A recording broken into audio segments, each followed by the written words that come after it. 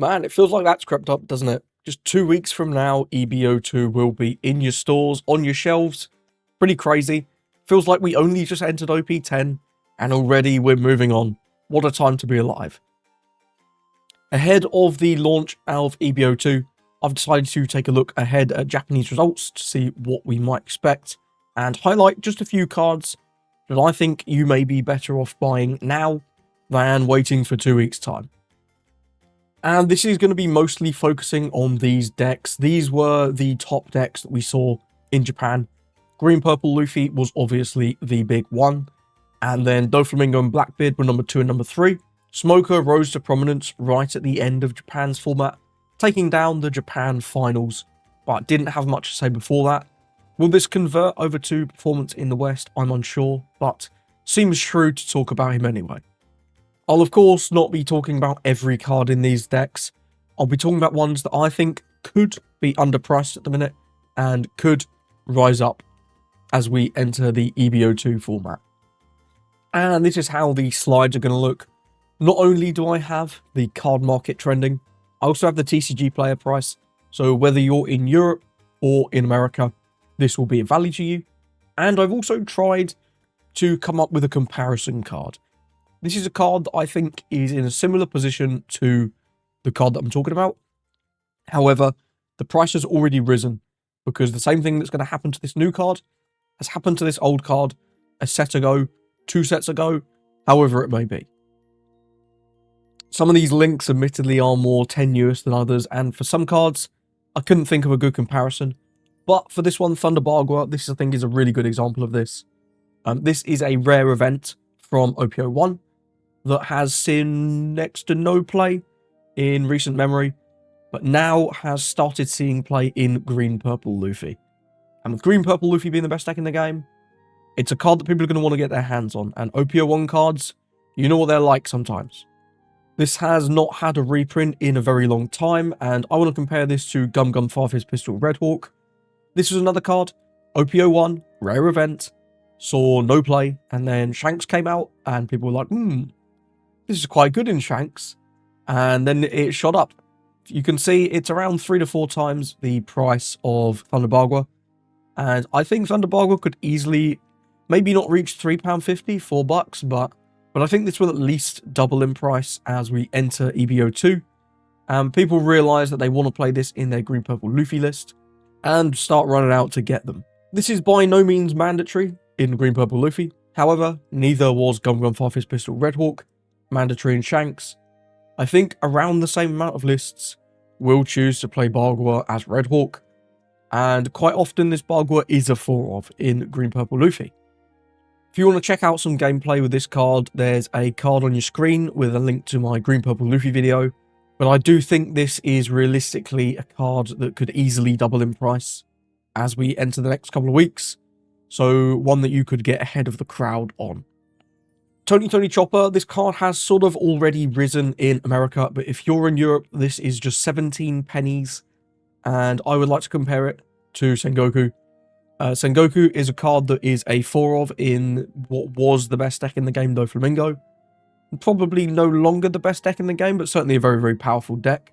So they're from the same set, they're both rares, so I think it's a really good comparison. Chopper has seen fringe play here and there, but as we enter EB02, he is a very, very good card in EB02 Luffy. Not always a 4 of, but usually at least a 2 of. And I do think for this 17 pence price, this is a little underpriced. No, I don't think it's going to go too much crazier than around $1. But when you can get a playset for $1 or pay $1 each, seems like a no-brainer to me. And like I say, if you are in America, this has already risen up. This is nearly $1 in America already. Will this go higher? I don't know. But if you're in Europe, this is definitely a buy. Next up, and I do not have a good comparison for this one because this is already one of the most expensive SRs in the game outside of EB02. This is Sanji. It's an OP07 card and is going to be very popular in Green Purple Luffy and then Blue Purple Luffy as well in OP11. I know I said this video is focusing on EB02, but where it's relevant, we will talk about future formats as well. This card is already like £5, $8, which is kind of crazy, given that this is mostly just in purple Luffy at the minute. And in green purple Luffy, this card is far more powerful in that deck than it's ever been in mono purple Luffy. Of course, searchable, but because you're usually quite far behind on Don count, this effect is like always live. It's crazy. This is already £5 and $8. This is not a cheap card, but I do seriously think this could rise more. The purple Luffy is a popular deck, but green purple Luffy is going to be far, far more popular. And if people don't have this card, they're going to want to buy it. There's not that much OP07 getting opened these days. So I think this Sanji, as much as the price already kind of sucks, could be one that you want to keep your eye on. Next up, Zoro Juro, and this is, I think, one of the biggest ones. This is about £2, £2, and this is 100% a staple in green purple Luffy. Of course, if you can get your hands on the starter decks, please do so. Traditionally, most of the value of that deck has been in Uso Hachi. He's already ridiculous. I'm not going to cover that in this video because I think the price is already absolutely bananas. So I don't see that one rising too much more. However, this Zoro Juro I think could easily double in price. Compare this to the 9-cost green Shanks. This arguably already sees more play than Shanks, and it certainly is going to as we enter the next format. So, whilst this isn't a perfect comparison, because the Shanks is the main card of its deck, and Zoro Juro, to this point, has not been. They're both from starter decks, they're both SRs, and they're both from the same wave of starter decks. So, I think the comparison is somewhat relevant. Of course, this has been popular up to this point in mono purple Luffy. However, in green purple Luffy, this is a core card. You cannot cut this. There's nothing to substitute this for. And green purple Luffy looks primed to be far more powerful than mono purple Luffy ever has been. At $2 or £2, I think this is a very, very good buy. I wouldn't be waiting for this to rise to $4, $5 or pounds like the Shanks has. So if you're planning to be a green purple Luffy player, I'd pick this up now. Gum Gum Giant, if you somehow don't have a playset of this card, you need to get one. OP09 is getting older, and some of these rare events have gotten crazy a couple sets down the line. One such is You're the One Who Should Disappear. When this first came out, the price was nothing to write home about, but now it's like $2 or £2, and people aren't even playing yellow at the minute. Like, Enel effectively got banned when Raigo headed out. Like, people are not playing this card. And it's still like $2 and £2. Gum Gum Giant, by contrast, everyone's going to be playing this card. People are already playing it, of course, in purple Luffy and red purple Luffy and such. But entering the next two formats, both green purple Luffy and blue purple Luffy are tier 0 contenders that are playing this card. This is going to see far more play than the yellow 0-cost does, and it's around a third or a half of the price. If you don't have a playset of this, get it. Get your playset now. We're running out of time before the purple Straw Hat takeover, and this is still very, very cheap, around $1 or less than £1 for a copy. I think this is an absolute no-brainer. EB01 Sanji is one that I think will rise significantly less. However, it's still worth talking about. This is a sort of tech option in the green purple Luffy deck. You can use Frenosuke if you don't like this, or can't afford this, but realistically, you could afford this. And Frenosuke sucks. I hate that guy. For this one, I'd like to compare it to Scratchman Apu from EB01. They're from the same set. Both have had a tournament promo quite recently. And all of these prices, both the card mark and the TCG player, are based on whichever print of it was cheaper. I'm not concerned with you getting your favourite art. I'm concerned with you getting the actual card for as cheap as possible. So Sanji is currently about 20 pence, 20 cents over in the States. And Apu is around 70, 80. So whilst neither of these cards are expensive, I do expect Sanji to be seeing more play than Apu, at least for EB02. And quite possibly for OP11 as well, although we are getting that Bonnie starter deck, so who knows there. Either way, while this is just 20 cents, it makes good sense to me. See what I did there? To grab a playset. You can get a playset of this for like $1. You don't want to be waiting for this and then it's 50 cents and then you're spending like $2, $3 on a playset. These are, of course, not large sums of money, but every penny counts. And if you can get a playset for the price that it rises to for one copy, well, it's a no-brainer. Next up, Electrical Luna, and this is a tech card in Green Purple Luffy, specifically for the mirror.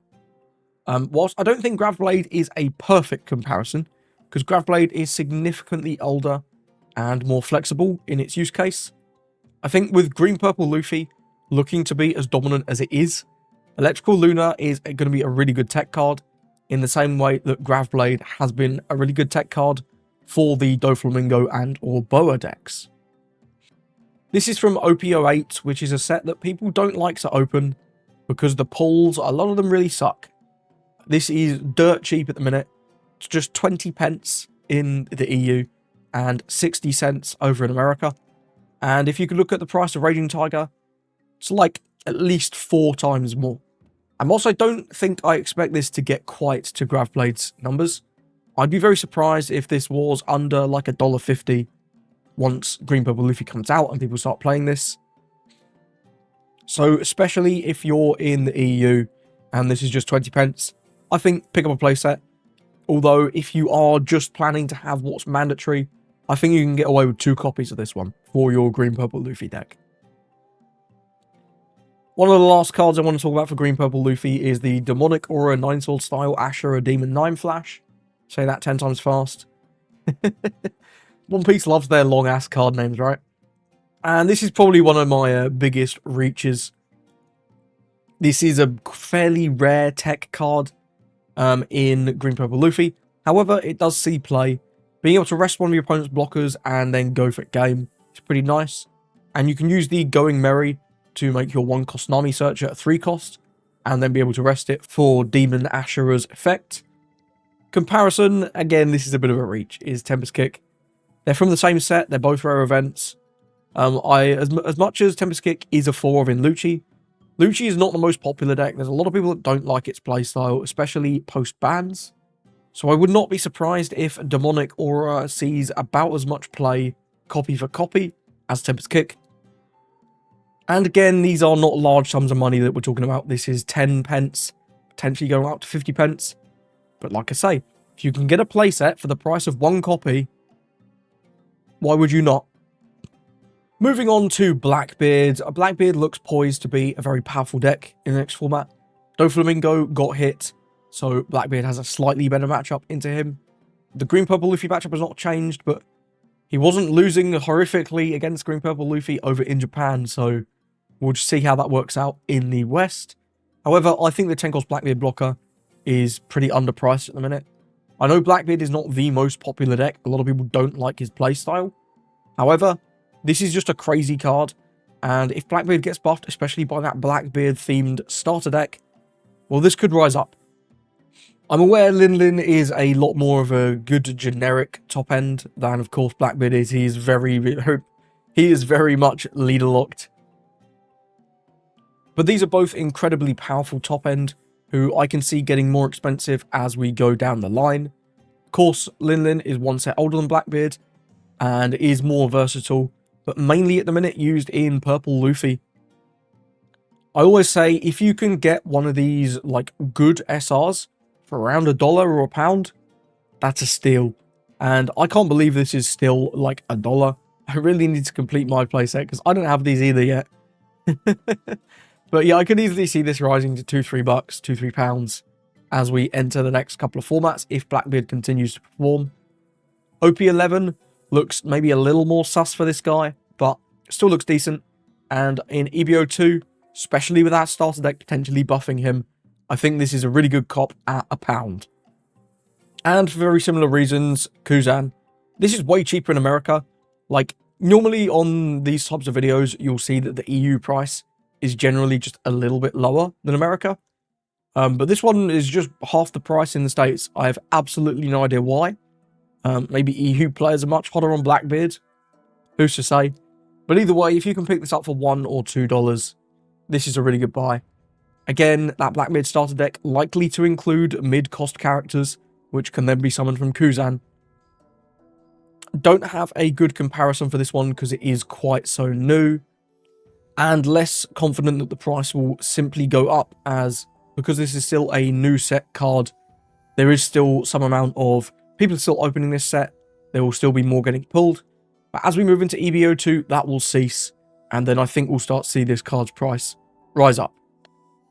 Looking at Doflamingo, I think one of the cards that I want to highlight is Blackbeard Raging Tiger. This doesn't really have a good comparison because this is one of the most expensive events in the game already. I'm not going to be comparing to the Finger Gun, for example, from EB02. EB02 is its own ball game. You can't really compare other sets to that. However, Blackbeard has been a decent tech card in Doflamingo for a while now. Also sees play in Boa and other blue decks here and there, but mostly a Doflamingo card that has been like the blue deck for the last little while now.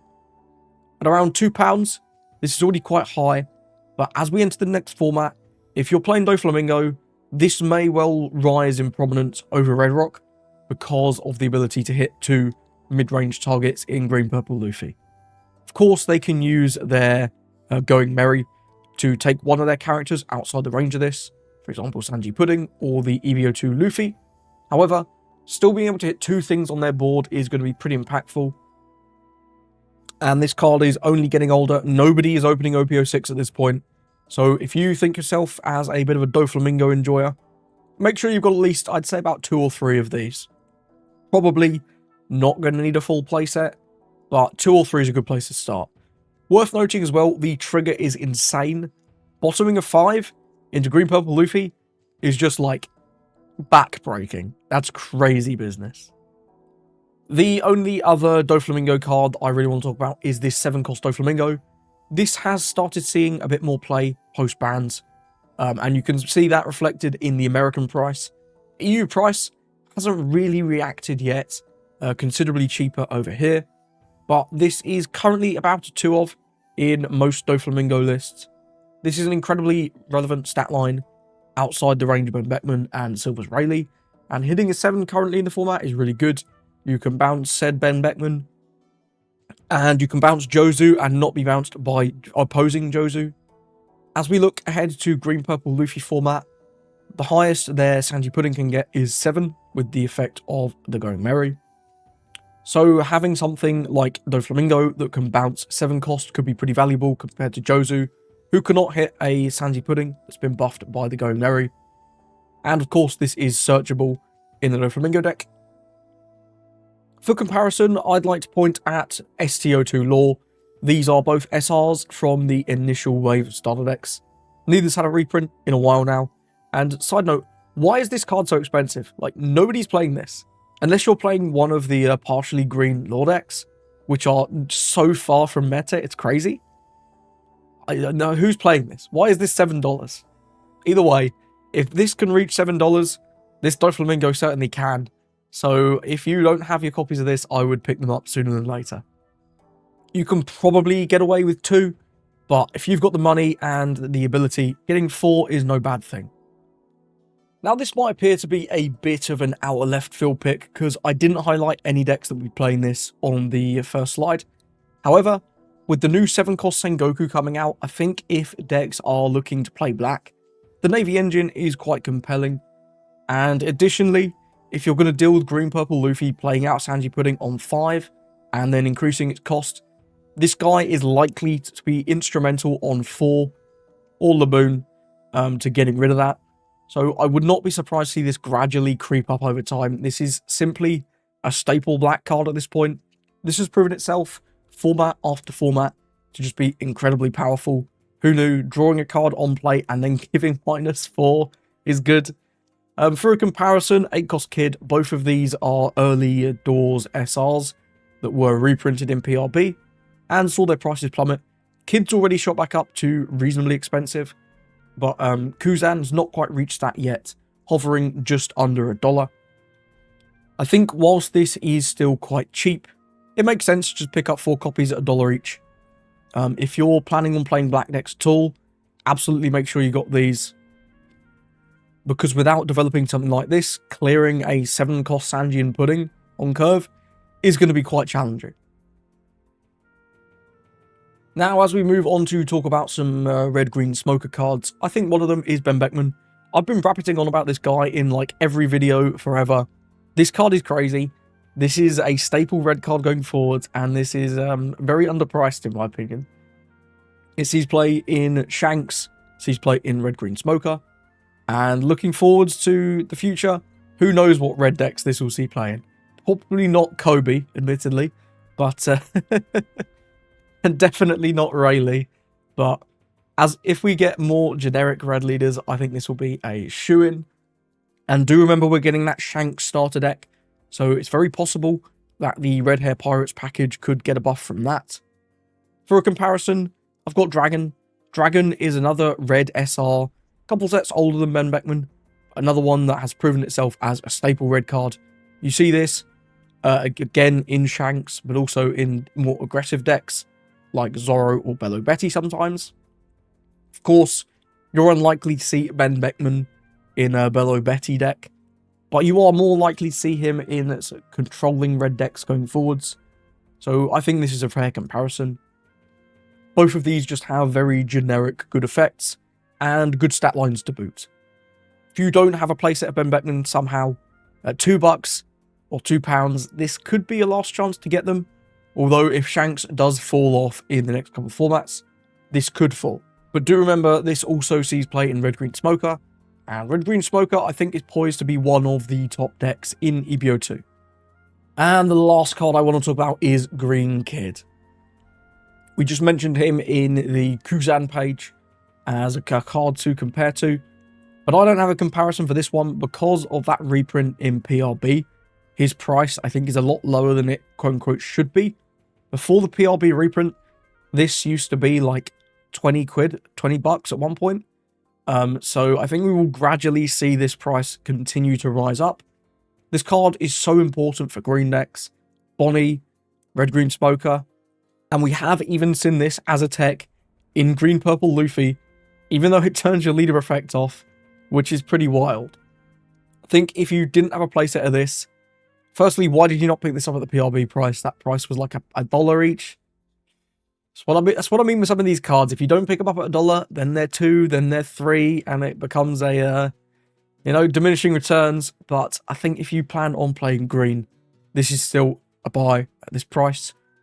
We don't know if this will ever go back to the £20 price tag that you used to have, but you never know. And especially with that Bonnie deck coming out, we may well see a buff to the Supernova package, which would inherently just buff this guy. So thank you for watching. Let me know, what do you think? Do you agree with any of my picks? Do you disagree? Are there any cards that I didn't mention that you think will rise in price as we edge into this new set? Thank you for watching, and I hope you have a lovely rest of your day.